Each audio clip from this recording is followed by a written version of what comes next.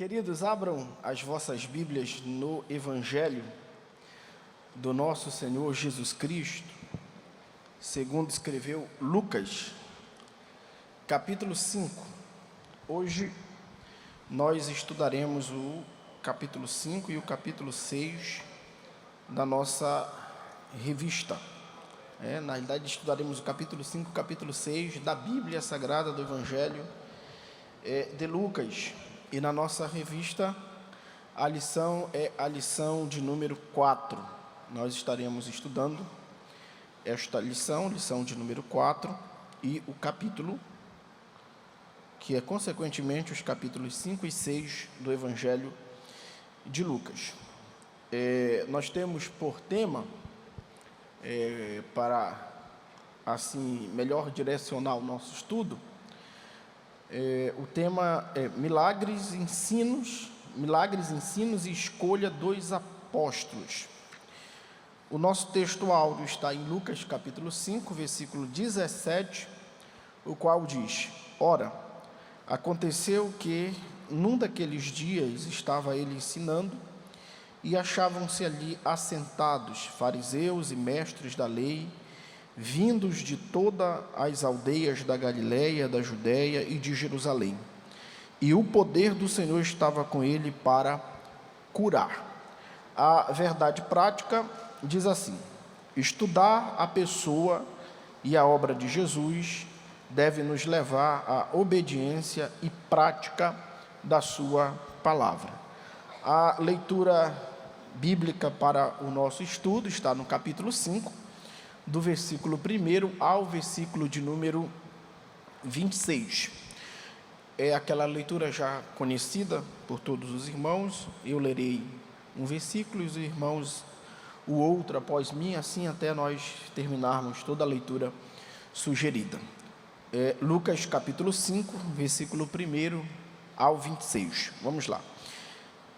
E aconteceu que, ao apertá-lo a multidão para ouvir a palavra de Deus, estava ele junto ao lago de Genezaré.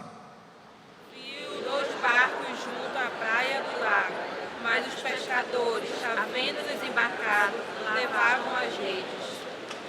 Entrando em um dos barcos, que era o de Simão, pediu-lhe que o afastasse um pouco da praia, e assentando-se, ensinava do barco as multidões.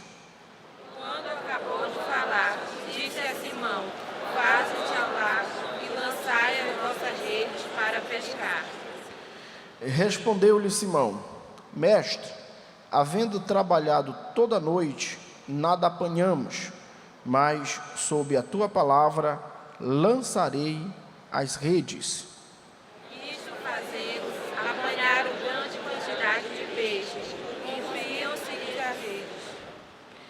Então fizeram sinais aos companheiros do outro barco, para que fossem ajudá-los, e foram e encheram ambos os barcos, a ponto de quase irem a pique.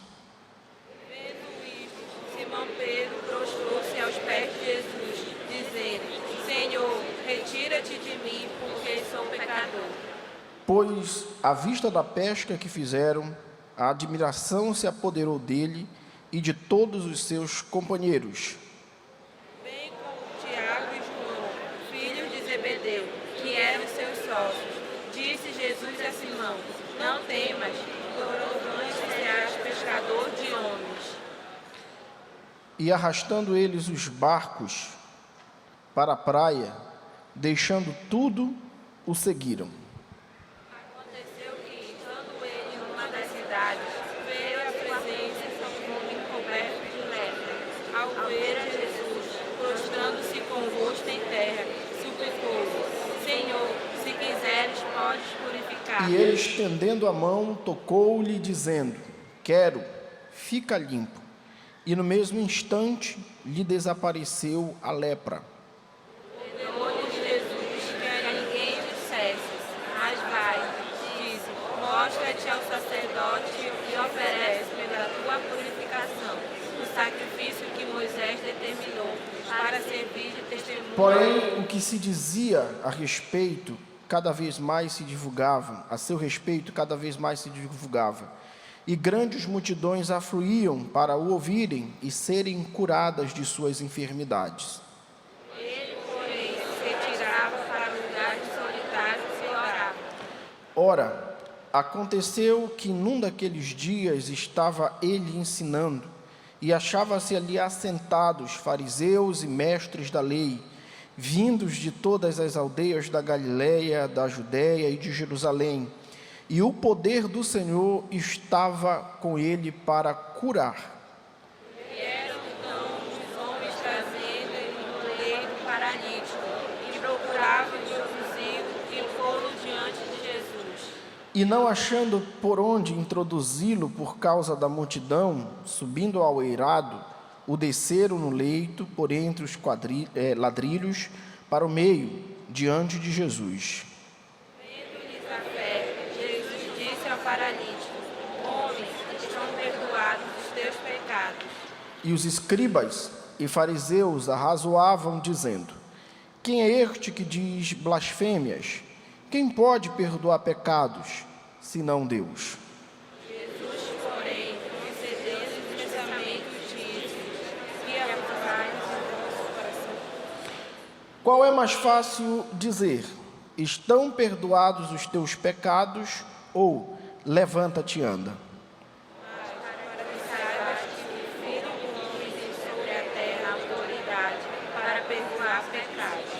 Disse ao paralítico: Eu te ordeno, levanta-te, toma o teu leito e vai para casa.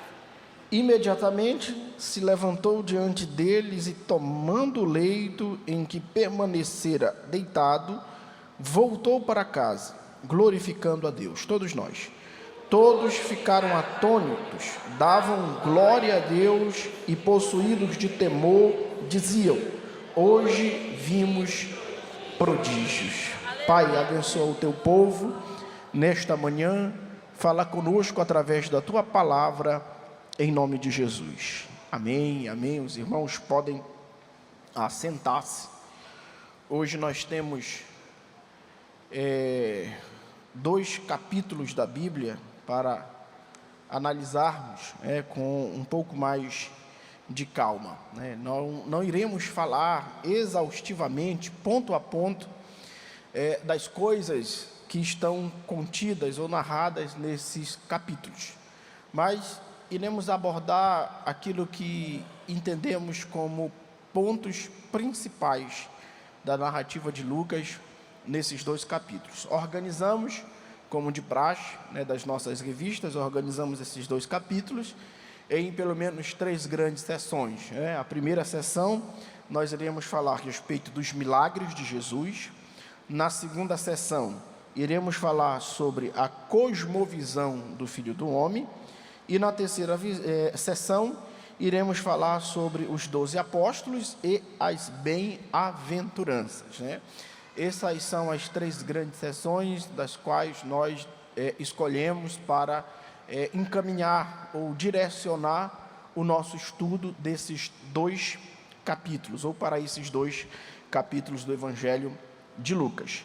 É só importante dizer, ou melhor, só lembrar, que talvez os irmãos já tenham percebido, que a narrativa de Lucas nos mostra Jesus fazendo grandes jornadas. Quando você vê no capítulo de número 1, capítulo de número 2, nós vemos Jesus fazendo a jornada do céu para a terra. E depois nós vemos Jesus fazendo a jornada de Belém, de Nazaré, ao templo em Jerusalém. Depois Jesus voltando a Nazaré, tem aquele período em que Jesus é ocultado, um período de aproximadamente 18 anos, em que não se conta nada sobre a vida, sobre a história de Jesus. Após isso, vemos Jesus aos 30 anos sendo batizado nas águas do Rio Jordão, lição essa que já foi muito bem explicada no domingo passado. E agora nós vemos Jesus sendo posto na região da Galiléia, para assim iniciar propriamente dito a sua tarefa, a sua missão. quando nós chegamos no capítulo de número 5, nós estamos dando continuidade da narrativa em que nos mostra Jesus fazendo a escolha dos seus apóstolos ou dos seus discípulos. O capítulo de número 5, ele se inicia basicamente com a narrativa de um dos mais famosos milagres da Bíblia Sagrada, que é a pesca maravilhosa. É só importante lembrar os irmãos, que eu sei que todos já sabem, que existem pelo menos duas narrativas a respeito da pesca maravilhosa. Uma é esta aqui de Lucas capítulo 5, e a outra é de João, se não me falha a memória, o capítulo de número 21. São duas narrativas, portanto, são duas narrativas distintas.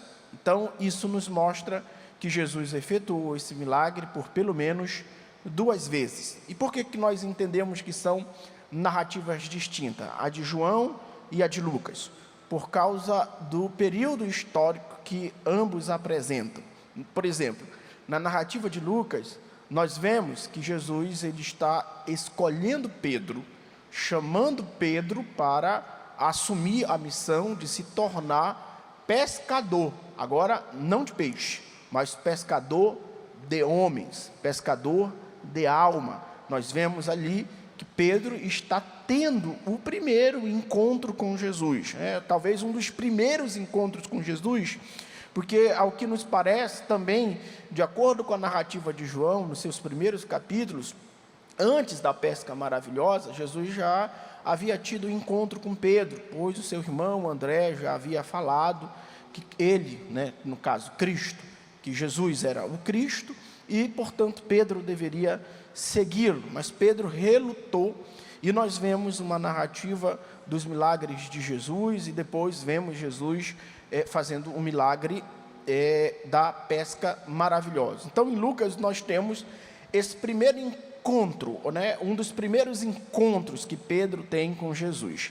Em João já é diferente, porque em João nós vemos Cristo já ressuscitado, e isso nos leva a crer que a narrativa é completamente diferente e que Jesus operou 2 milagres de pesca maravilhosa. E é tão importante dizer também, que Lucas fala que houve uma grande massa de peixe na pesca maravilhosa.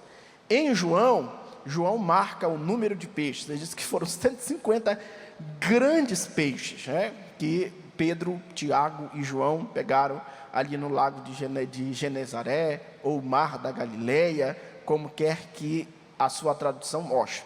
Então, nós vemos que as narrativas são diferentes. Agora, o que é que nós temos para aprender aqui na história desse milagre da pesca maravilhosa? Bom, nós aprendemos que antes de qualquer milagre que Jesus efetuava, sempre ele priorizava o ensino, a pregação. Muito embora as multidões fossem até Jesus, afluíssem até Jesus, para receber suas curas, seus milagres e ver os seus prodígios, e também ser alimentado pelas multiplicações, era intuito de Jesus aproveitar esse momento para ensinar a palavra do Senhor nosso Deus. Tanto é que Lucas marca exatamente isso no verso de número 1, quando ele diz: aconteceu que ao apertá-lo a multidão para ouvir a palavra de Deus, estava ele junto ao lago de Genezaré. Veja, que o intuito primário de Jesus era o ensino da palavra, não era necessariamente milagre, muito embora nós sabemos que onde Jesus estava, acontecia milagre, mas o intuito primário, a finalidade de Jesus era ensinar a lei, ensinar a palavra de Deus. As multidões podiam ir até Jesus, com esse intuito de ver ou receber milagres, mas Jesus tinha a finalidade de ensinar a palavra do Senhor nosso Deus. O que é que nós aprendemos? Nós aprendemos que antes de recebermos qualquer milagre da parte do Senhor, nós devemos ter antes de qualquer milagre, o interesse primário de compreender, de entender a palavra do Senhor nosso Deus. Porque milagre por milagre, isso não é suficiente para a nossa salvação. E é por isso que Jesus, antes de fazer milagres, costumeiramente ele ensinava a palavra do Senhor. E esse padrão irá se repetir mais à frente, após a narrativa da pesca maravilhosa. Esse padrão de Jesus ensinar vai se repetir mais à frente, quando nós vemos na Bíblia Sagrada, por exemplo, a história da cura de um leproso. Provavelmente esse leproso é de Lucas, capítulo de número 5, seja o mesmo leproso de Mateus, capítulo de número 10, capítulo de número 8, perdão. E nós vemos que ali, esse leproso, ele só será curado depois que Jesus faz a mais extensa pregação já registrada na Bíblia Sagrada, que é o famoso, ou a famosa mensagem da montanha, o famoso sermão do monte, quando Jesus ali ensina. E Mateus, ele é bastante objetivo e bastante detalhista, ao dedicar pelo menos 3 capítulos para falar a respeito do sermão da montanha, e após a aplicação desse sermão é que acontece milagre. Então nós vemos esse padrão nos milagres de Jesus. Sempre antes de um milagre, costumeiramente Jesus trazia o ensino da palavra do Senhor. E é importante só nós retomarmos também a narrativa de Lucas, que nos informa que a multidão, sim, seguiu Jesus, foi atrás de Jesus, porque em Lucas capítulo de número 4, e os versículos 42, 43 e 44, nós vemos que Jesus, ele costumava sair para lugares desertos, e as multidões procuravam Jesus. Ele costumava se ausentar dos holofotes, mas as multidões iam até Jesus. Então, Jesus aproveita essa procura para ensinar a palavra do Senhor nosso Deus. Então, o que é que nós temos aqui? Esse padrão. Nós vemos esse padrão e nós devemos observar esse padrão, que mesmo se Deus não fizer milagres todos os dias, o importante para nós deve ser a palavra do Senhor nosso Deus. É algo que parece que está sendo trocado dos nossos dias, As pessoas hoje em dia estão em busca de milagres, e quando se tem uma reunião de ensino, uma reunião em que a palavra de Deus é priorizada, essas reuniões não costumam atrair multidões, não costumam atrair multidões, mas nós precisamos, mais do que priorizar milagres, priorizar o ensino da palavra do Senhor nosso Deus, porque fazendo assim, nós veremos que fazendo assim, ao ensinar a palavra do Senhor, e logicamente, nós veremos que haverá uma mudança, ou uma manifestação sobrenatural do Espírito Santo de Deus, ou do poder de Deus em nossas vidas. Nós temos aqui, além desse padrão, que vai se repetir mais à frente, nós temos aqui também um cenário, E qual é o cenário? O cenário, Lucas nos mostra que Jesus, ele estava junto ao lago de Genezaré, provavelmente na praia, E é só importante dizer que Lucas é o que melhor define essa região geográfica ao chamá-lo de Lago de Genezaré. Outros evangelistas, costumeiramente, irão usar o termo Mar da Galileia, e Lucas melhor definirá esse espaço geográfico e chamará de Lago de Genezaré, porque era verdadeiramente isso que o Mar da Galileia era, um lago, que é composto ou está entre relevos, ou entre montanhas, ou entre montes, e é um lago muito famoso daquela região. Mas por que chamavam de mar? Essa palavra, ou essas palavras, Mar da Galileia, costuma ser o que nós identificamos como hebraísmo. O hebraísmo, costumeiramente, era uma forma poética, de se reportar a alguma coisa. Então ele chamava um mar mais como uma expressão idiomática mesmo, um hebraísmo, era uma forma poética de chamar aquela grande quantidade de água naquele lugar. Então eles costumavam chamar de mar, mas na verdade era um lago, na realidade é um lago, então não é necessariamente um mar, e a Bíblia não erra quando diz mar, porque é só apenas uma expressão idiomática, como nós temos também no nosso vocabulário paraense, muitas expressões idiomáticas, O que dizer, por exemplo, do égua, que o paraense usa o égua para quase toda a situação, égua quando está triste, égua quando está feliz, égua quando está surpreso, e por aí vai, uma das umas expressões idiomáticas que nós costumamos usar, e os hebreus também usavam muitas expressões idiomáticas, então isso não tem nada a ver com erro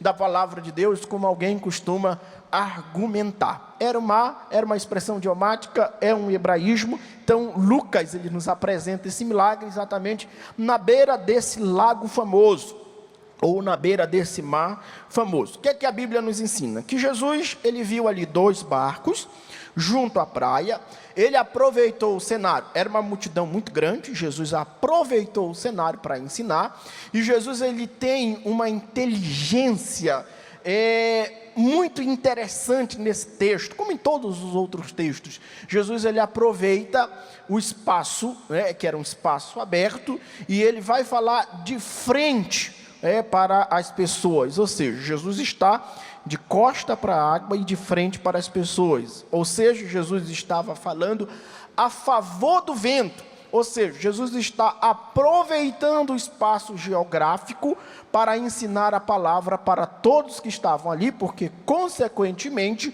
o vento iria levar a sua voz para toda aquela multidão, e eles aprenderiam a palavra do Senhor nosso Deus. Ou seja, Jesus está aproveitando os recursos que ele tem para ensinar a palavra do Senhor. Os recursos são naturais, os recursos são primitivos, são, mas Jesus está aproveitando esses recursos para ensinar a palavra de Deus, e isso nos chama a atenção. Também é um baita ensinamento para nós nesta manhã, que nós devemos, assim como Jesus, aproveitar todos os recursos dos quais nós dispomos para ensinar a palavra de Deus, pois esta é a nossa missão. Então nós temos aqui Jesus nos revelado com uma grande inteligência. Outra coisa importante, nós temos um padrão de milagre, Jesus ensina a palavra, prega a palavra.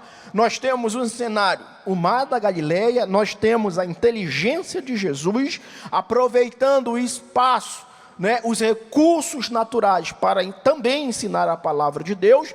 E o que é que nós temos aqui? Nós temos também nessa narrativa do milagre, pelo menos algumas pessoas frustradas. Essas pessoas frustradas são os pescadores especialistas do mar da Galileia. Nós temos aqui um personagem principal, ou personagens principais. Tanto Jesus quanto Pedro são personagens principais nessa narrativa desse milagre, e nós temos Jesus que está pregando a palavra, e nós temos Pedro, Tiago, João e André que estão à beira da praia, lavando as redes, já prontos para guardarem as redes, porque a noite não foi muito boa, a noite foi frustrante, não pegaram sequer algum peixe. Eles estavam lavando as redes e já prontos para trabalhar no outro dia de pesca, mas certamente a frustração era muito grande. Jesus encerra o sermão, termina a mensagem, e Jesus sobe em um dos barcos e diz a Simão: te lança mais a largo, ou seja, te afasta da praia e vai para o mar, para o meio do mar, e chegando lá, lançai as redes. Aí Pedro olhou para Jesus e disse: me desculpa, mas nós já pescamos a noite toda e nada apanhamos. Em outras palavras, o especialista ali era Pedro, não Jesus. A profissão de Jesus, humanamente falando, todos nós sabemos, era a carpintaria, sim ou não? Jesus era carpinteiro. E Pedro era pescador. E não somente pescador, Pedro era dono de uma indústria pesqueira.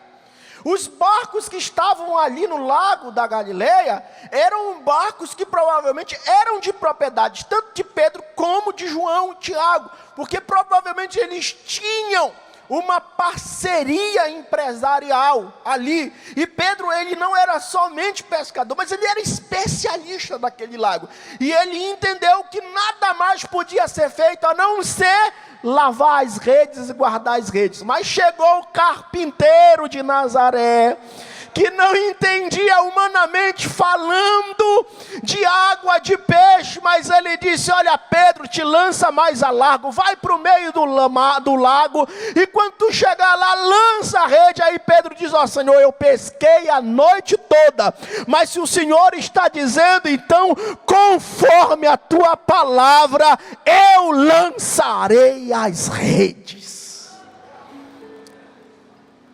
O que ele está dizendo é o seguinte: eu sou pescador aqui, a maior autoridade, humanamente falando, mas o Senhor chegou aqui e eu já vi o Senhor curar. O Senhor já fez coisas maravilhosas, curou até a minha sogra, que estava ardendo em febre. Eu já vi que o Senhor prega, e não prega como os fariseus, mas prega como quem tem autoridade. Eu já vi que conforme a tua palavra, coisas extraordinárias acontecem. Então conforme a tua palavra, eu sou especialista aqui, mas eu já entreguei o barco, eu já entreguei a rede, eu já entreguei a direção da minha vida a ti. Então conforme a tua palavra, eu lançarei as redes. Oh, aleluia. Ou seja, o que nós temos aqui, nós temos um Pedro arrependido e disposto a ouvir as palavras de Jesus.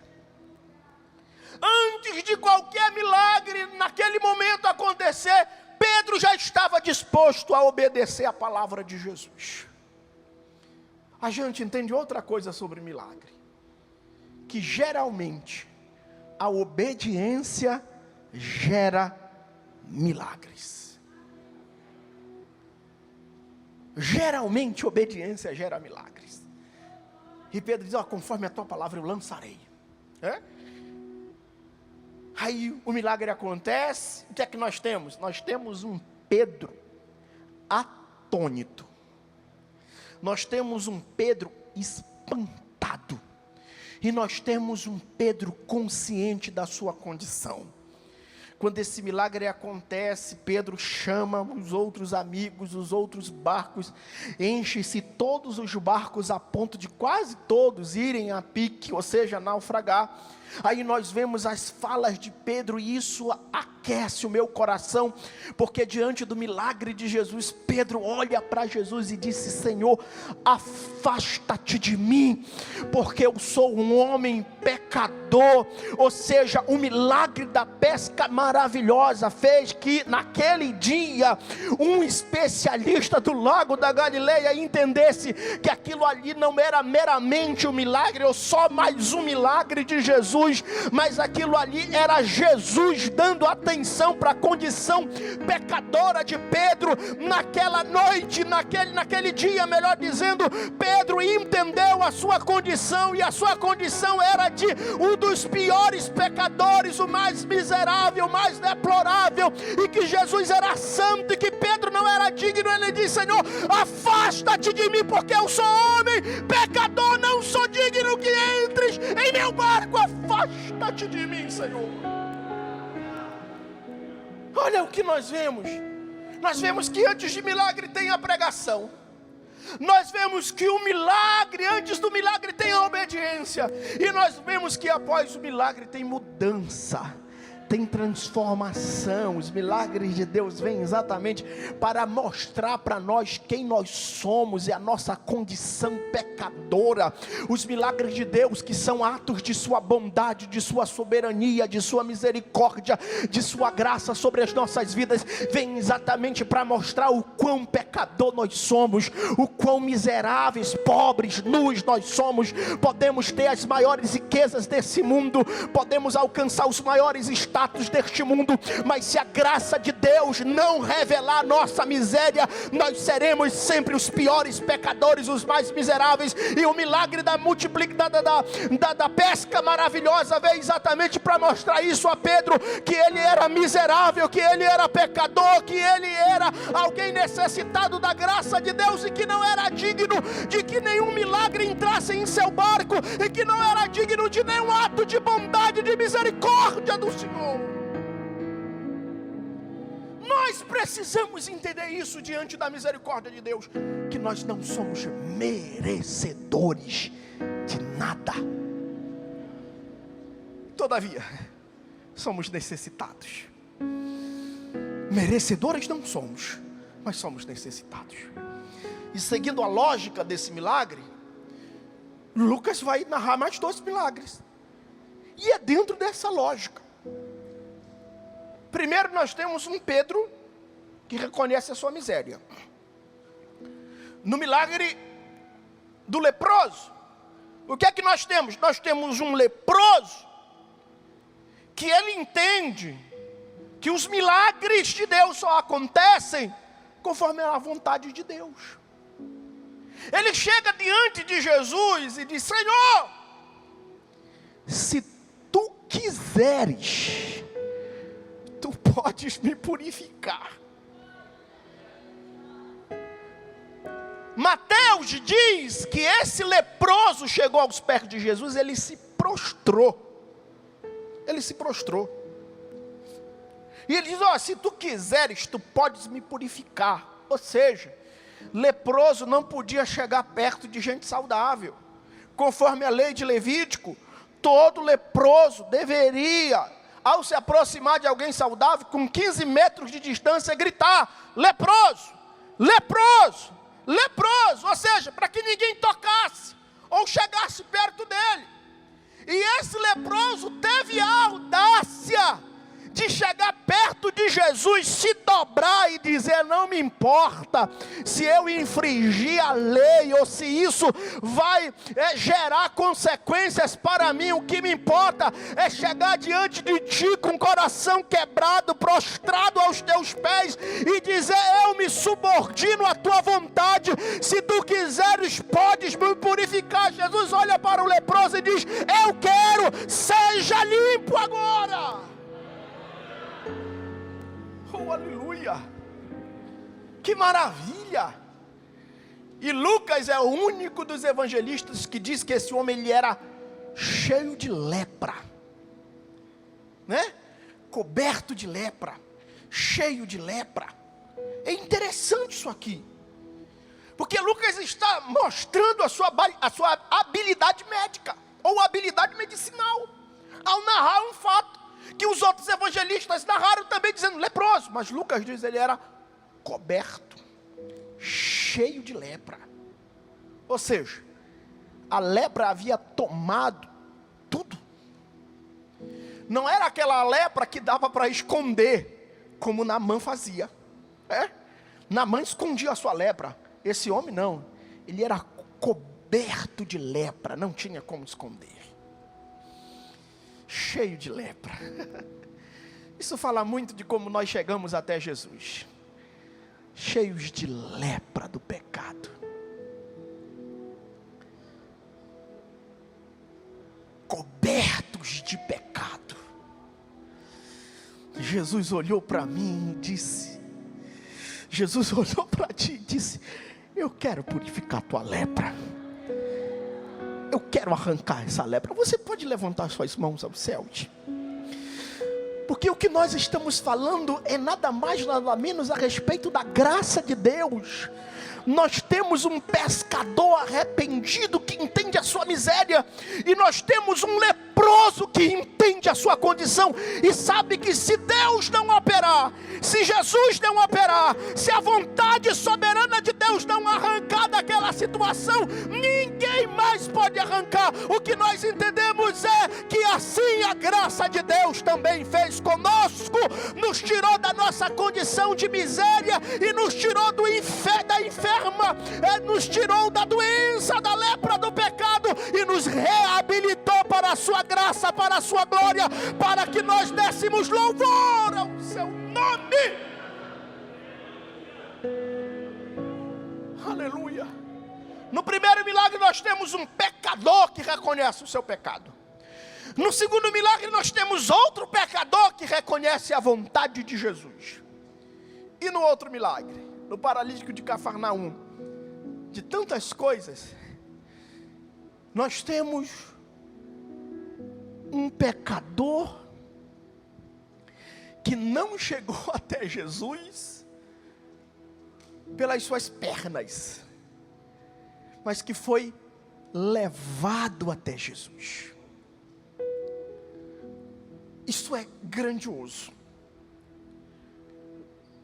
porque esses milagres revelam um aspecto da vida ou de Jesus importante. O primeiro deles, misericórdia. O segundo deles, graça. O terceiro dele, que nós vemos, divindade. O primeiro, o pecador diz: afasta-te de mim. E Jesus não se afastou e disse: vem, que eu te transformarei em pescador de almas, de homens. O segundo chegou prostrado e disse: se tu quiseres, ou seja, eu não tenho nenhum mérito, eu não tenho nada para te oferecer, mas se tu quiseres. Aí o aspecto da graça de Jesus: quero ser limpo. E o outro, o último milagre, divindade.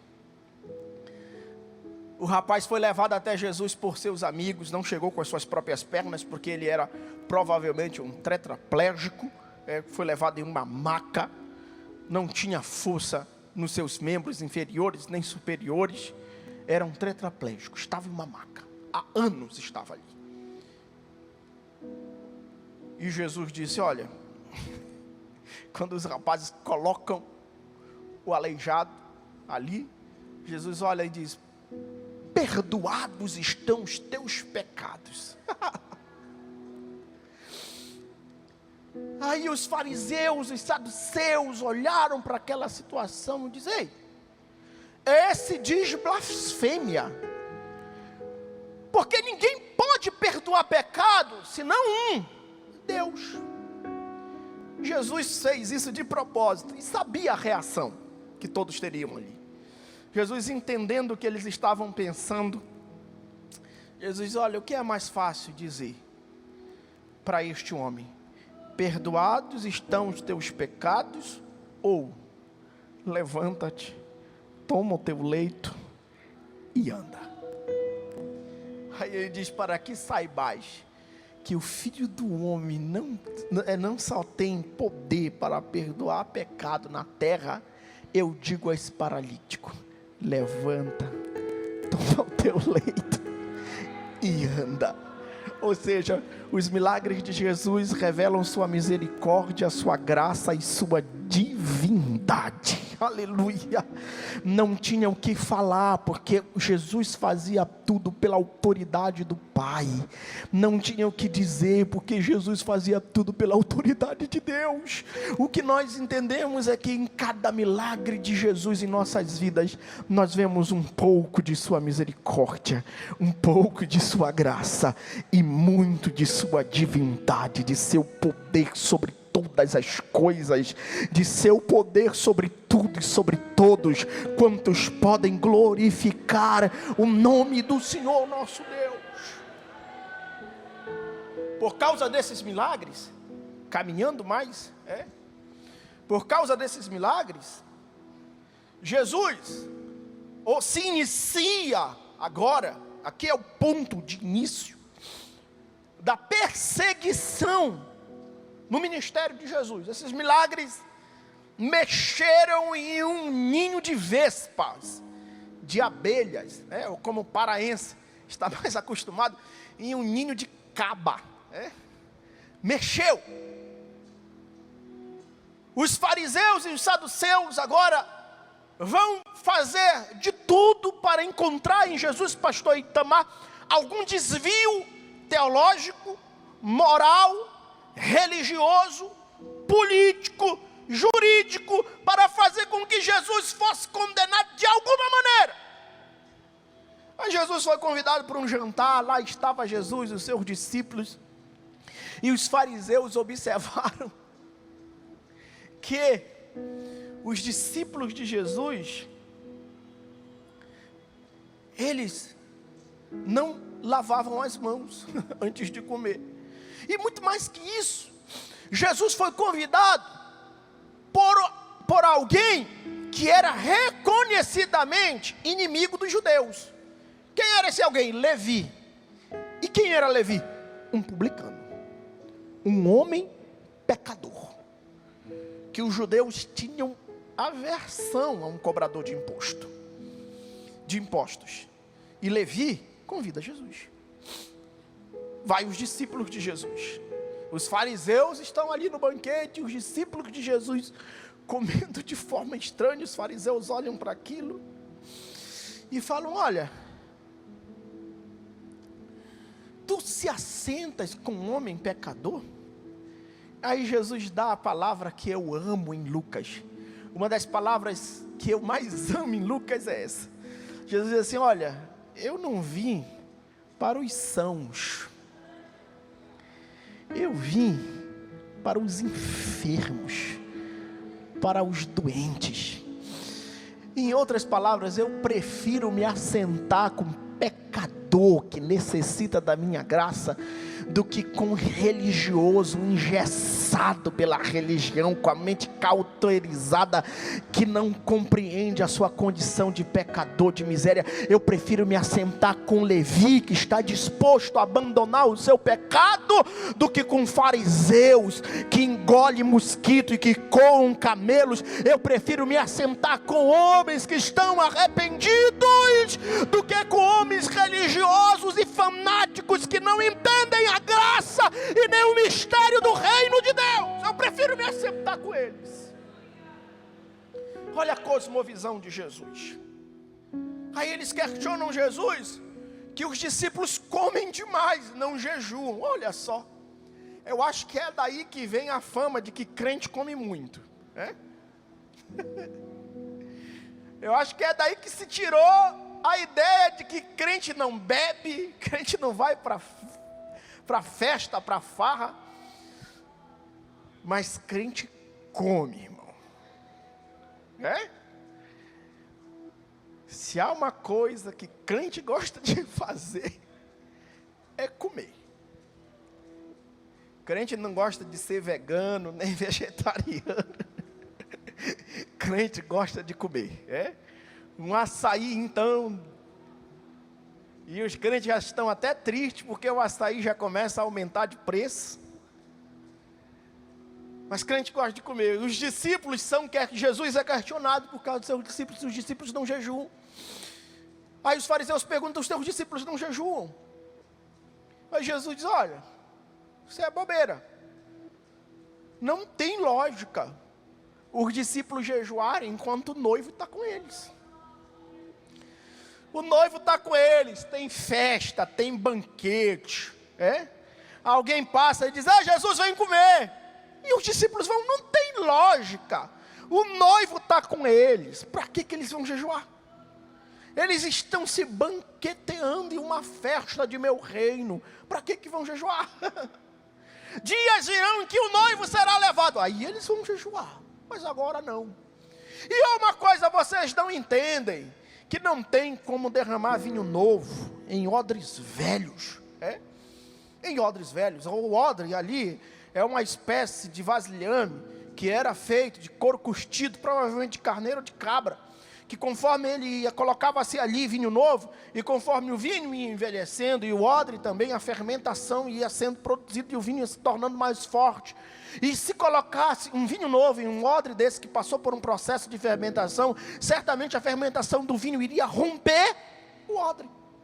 E o que Jesus está falando em relação à religião, é que a religião judaica já havia sido fermentada por muito tempo, e agora eles não estavam suportando a nova doutrina que era o reino de Deus, os ensinos da graça de Jesus. Então Jesus diz: olha, quem não for regenerado, transformado de novo, não compreenderá o vinho novo do Evangelho. evangelho que está descendo. Aí questionaram Jesus sobre o sábado. Aí Jesus disse: isso é outra besteira, porque sobre o sábado, até do sábado, o Filho do Homem é Senhor.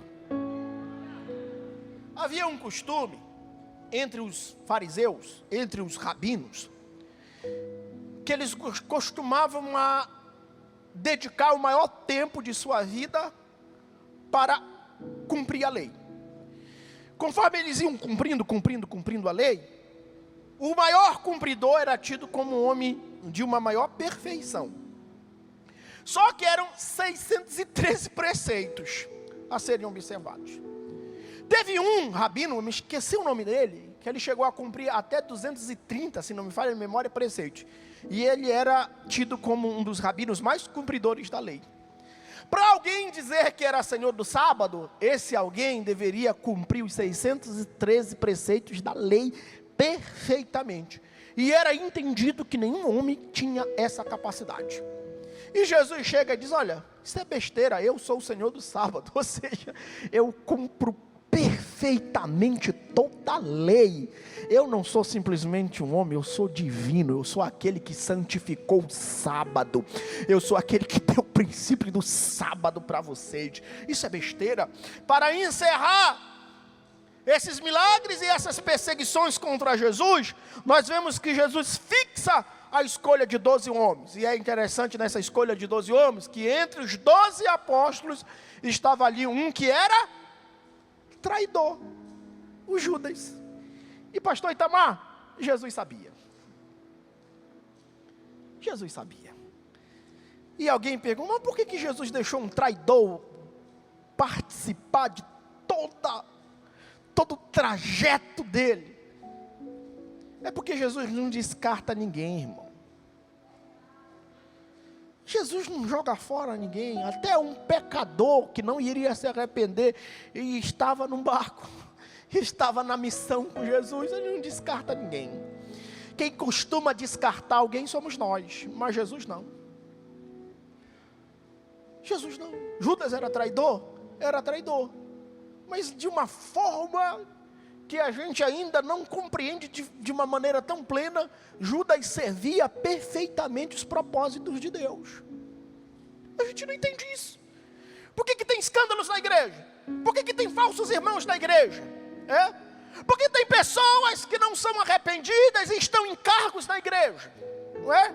Porque tem gente de caráter duvidoso que tem oportunidade para pregar, e grandes oportunidades na igreja. Por que tem? A gente se pergunta, a gente não sabe plenamente, mas de uma forma perfeita. Esses falsos irmãos, esses traidores do evangelho, cumprem um propósito soberano de Deus. É o joio dentro da igreja, só Deus pode arrancar, e naquele grande dia Ele vai arrancar. Deixa Judas aí. Eu não vou cuidar de Judas agora, porque o pecador, o traidor por si só se arrebenta. Então deixa ele aí. É interessante isso aí. É um dilema, eu classifico isso como um dilema. Jesus fala as bem-aventuranças, nós sabemos de tudo isso. E por último, e já encerro, que eu passei 3 minutos de meu tempo. Eu já encerro falando que Jesus trouxe um dos maiores ensinamentos para nós. Qual o ensinamento, pastor? No final desse capítulo, Jesus fala sobre os cegos que querem guiar outros cegos. Não tem como, não existe, é impossível. Não tem como um cego guiar outro cego. Em suma, o que é que nós aprendemos aqui hoje? Nós aprendemos que há um padrão nos milagres de Jesus. Nós aprendemos que os milagres de Jesus têm muito a revelar sobre Jesus e sobre nós. Sobre Jesus, que Ele é misericordioso, gracioso e divino. Sobre nós, somos de natureza pecadora. O que é que nós entendemos? Nós compreendemos hoje aqui que nós não somos guiados conforme os antigos rudimentos das doutrinas passadas, mas nós somos guiados conforme a palavra de Deus. Quantos podem aplaudir o nome do Senhor, glorificar o nome do Senhor, porque Ele é bom e a sua misericórdia dura para sempre.